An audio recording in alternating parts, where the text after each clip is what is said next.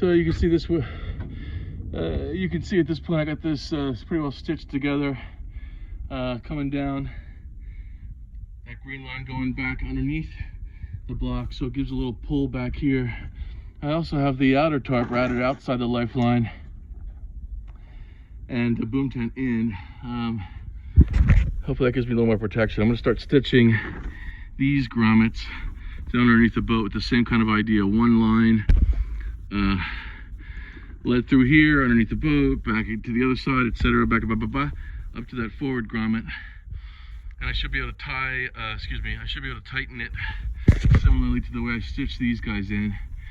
And then once I'm happy with that, I'm going to make sure we get adequate padding around the pulpit and the lifelines. And I'm going to raise up the boom and the spinnaker pole a little bit to give it some tension. Hopefully not too much. We got some weather coming next week. All right, more fun in a little bit.